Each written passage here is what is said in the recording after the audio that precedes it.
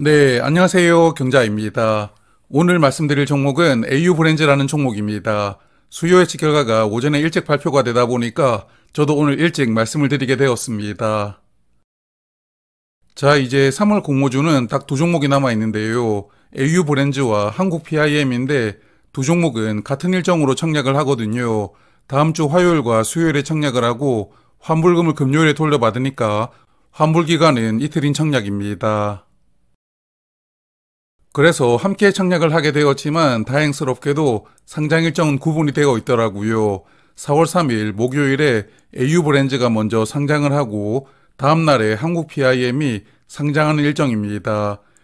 여하튼 한국 PIM은 아직 수요 예측 결과가 발표가 되지 않았잖아요.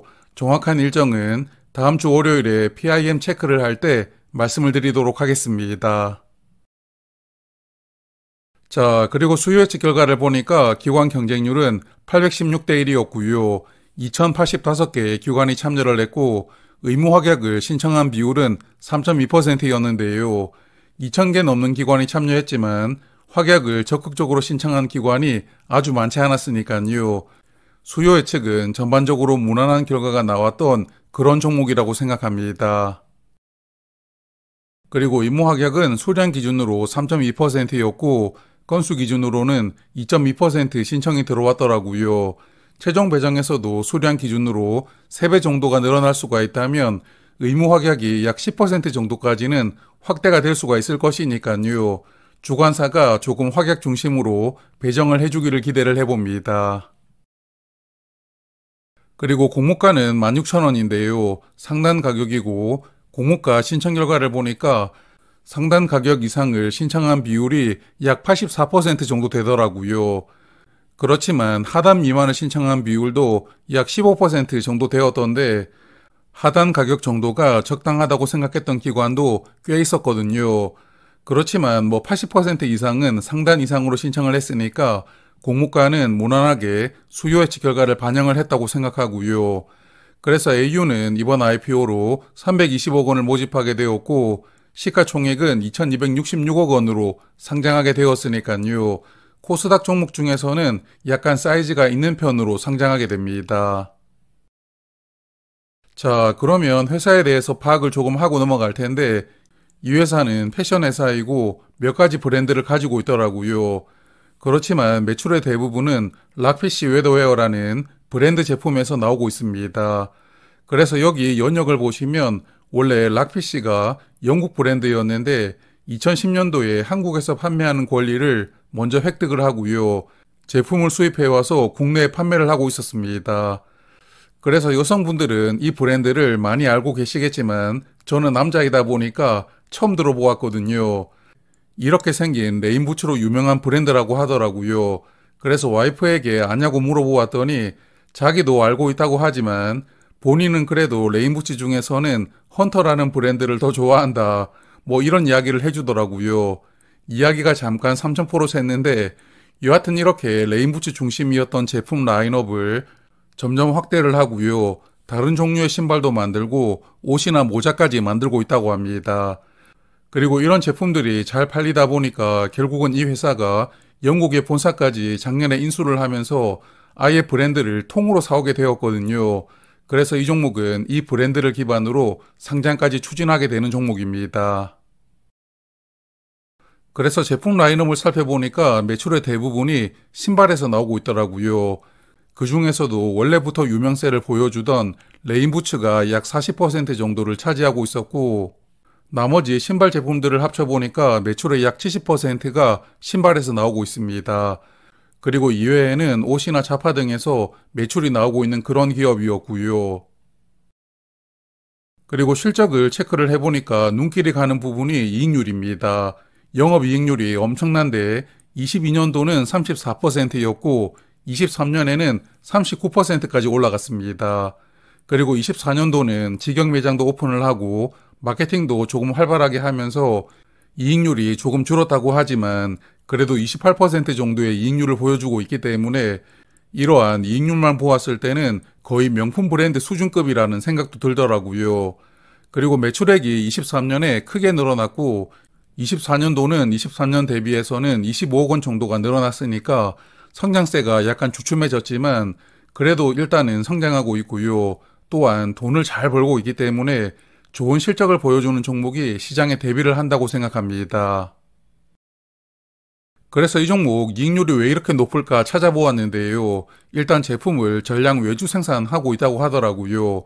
해외에서 생산하고 있는데 사실 다른 패션 회사들도 이제 국내에서 제품을 만드는 기업은 거의 없으니까 이건 특별한 비결이 될 수가 없다고 생각을 합니다. 그래서 결국에 이익률의 핵심은 잘 팔리는 물건을 소량으로 기획을 하고 발주량을 잘 조절하고요. 재고가 거의 남지 않도록 관리하는 것에 탁월한 능력이 이렇게 30% 정도의 엄청난 이익률을 보여주는 핵심 밸류가 아닌가 그런 생각이 들었는데요. 그러면 공모가는 적절하게 정해졌는지 유사기업들과 밸류도 한번 비교를 해봅니다. 자, 유사기업을 보니까 패션기업 세 군데를 선정을 했었고요. 오늘 오전 주가를 기준으로 밸류를 계산을 해보니까 유사기업마다 밸류 편차가 조금 차이가 있더라고요. 가장 높았던 크리스 FNC는 PER이 약 32배로 평가를 받고 있었고 가장 낮은 밸류인 공구우먼은 PER 10.7배로 평가를 받고 있더라고요.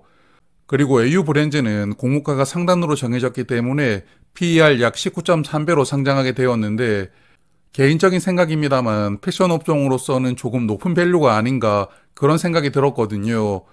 저는 공구우먼과 비슷한 수준의 밸류가 패션 업종으로서는 적절한 밸류라고 보고 있기는 한데 그렇지만 이 종목도 상장일의 밸류보다 수급이 시세를 결정할 확률은 매우 높다고 생각을 하니까요. 밸류는 그냥 이 정도로만 말씀을 드리고 이제 청약 정보를 체크하겠습니다.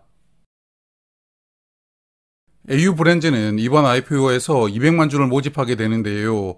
일반 투자자에게 50만 주가 배정이 되어 있고 우리사주조합에 배정했던 수량은 없습니다. 그리고 주관사가 한국투자증권인데 일반 고객은 최대 8,000주까지만 청약을 할 수가 있고요. 풀청약 증거금은 6,400만 원이 필요하게 되고 최소 수량은 20주로 증거금은 16만 원이 필요합니다. 그리고 한국투자증권도 청약 수수료는 2,000원입니다. 그리고 이번 종목은 대표이사의 구주 매출이 있더라고요. 이 종목은 AU커머스라는 기업의 자회사인데 AU커머스는 김지훈 대표이사가 지분 100%를 보유하고 있는 비상장 기업입니다. 그래서 이 종목은 최대 주주인 AU커머스가 지분을 약 60% 정도 보유를 하고 있는 상태에서 본인이 직접 들고 있는 주식 중에 약 40만 주를 구주 매출로 매각을 하게 되는데요. 전체 모집 수량의 20%에 해당하는 투자금은 본인이 가져가는 상황입니다. 그러므로 최대 주주의 개인 지분이 구주 매출로 매각이 되면서 회사가 아닌 이러한 특정 개인이 가져가는 상황이 긍정적이라고 보기는 어렵지만 그래도 수요 예측 결과를 보면 기관 투자자들은 이 정도 구주 매출에 대해서는 크게 신경을 쓰지 않았으니까요. 저도 그냥 참고만 하고 넘어가겠습니다. 자, 그리고 이 부분이 오늘 하이라이트입니다. 일단 상장일에 기존 주주가 매도할 수 있는 물량은 없고요. 공모주주가 보유한 물량만 유통될 수가 있는데 의무 합격을 감안한다면 상장일에 195만 주가 유통될 수가 있고 전체 주식의 13.8% 비중의 물량만 유통될 수가 있는 상황이거든요. 그리고 공모가 기준 유통금액이 약 300억 원 정도이니까 유통 물량은 최상급 조건을 가지고 시장에 등장을 하게 되고요. 아마도 이런 부분 때문에 기관들이 적극적으로 청약을 했던 것은 아닌가 그런 생각이 들었습니다. 그리고 기존 주주가 보유한 물량은 최소 3개월 동안은 보호해소가 걸려 있거든요. 상장하고 한동안은 기존 주주의 물량은 나올 수가 없는 조건입니다. 그러므로 기존 주주가 이 종목을 얼마에 취득을 했는지 공모주 투자자 입장에서 굳이 알 필요까지는 없다고 생각을 합니다만 그래도 참고 삼아 조금 말씀을 드려볼 텐데요. 자, 일단 이 종목은 22년 1월에 설립이 되고 나서 그해 5월에 무신사에게 처음이자 마지막으로 투자를 받았습니다.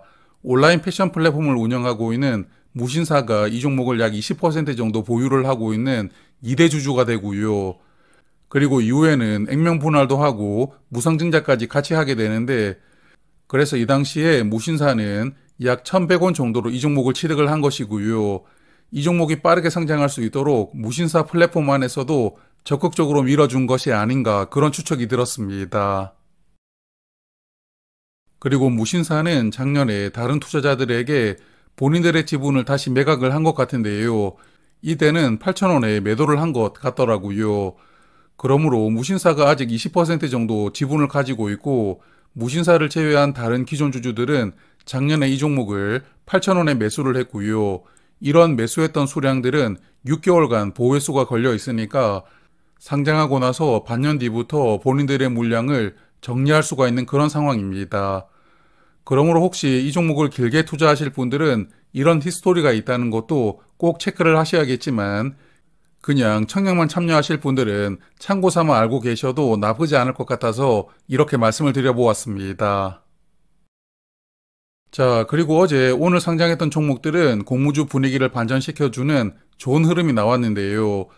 오늘 상장했던 신플랫폼은 어제 상장했던 종목들보다는 조금 적은 시세가 나오기는 했거든요.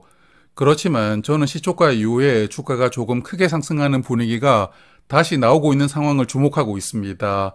한택과 TXR은 시초가 이후에 최대 40% 정도 올라가는 그런 큰 상승이 나왔고요. 그리고 신플랫폼도 오늘 시작부터 주가가 상승을 하더니 약 20% 정도 상승이 나왔거든요. 그래서 다음 주 월요일에 상장하는 더즌만 이제 선방을 해준다면 그 다음에 상장하는 종목이 AU 브랜즈이거든요. 좋은 분위기가 계속 연결될 수가 있을 것이라고 기대를 해봅니다. 자, 그래서 정리를 조금 해보면 이 종목은 수요 예측 결과는 무난하게 나왔습니다만 공모가가 상단으로 확정이 되었잖아요. 공모가는 조금 비싸지 않나 그런 생각을 하고 있습니다. 그렇지만 요즘에 상장일 시세를 결정하는 가장 중요한 요소는 바로 유통 물량인데요. 이 종목은 기존 주주가 매도할 수 있는 물량도 없거니와 유통되는 주식 수도 가볍기 때문에 유통 물량이 아주 좋은 조건이거든요. 그래서 일단 이 종목도 청약은 찜을 해두고 비례 청약을 해볼지 말지는 다음 주에 수요 예측 결과가 나오는 한국 PIM까지 함께 보면서 결정을 해보려고 합니다. 그래서 함께 청약하는 한국 PIM은 월요일 저녁에 정리해서 말씀을 드리도록 하고요. 그리고 혹시 더즌 청약하신 분들은 매매 데이터를 간단하게 정리하고 일요일 저녁에 말씀을 드릴 테니까요. 저는 일요일 저녁에 다시 인사를 드리도록 하겠습니다. 고맙습니다.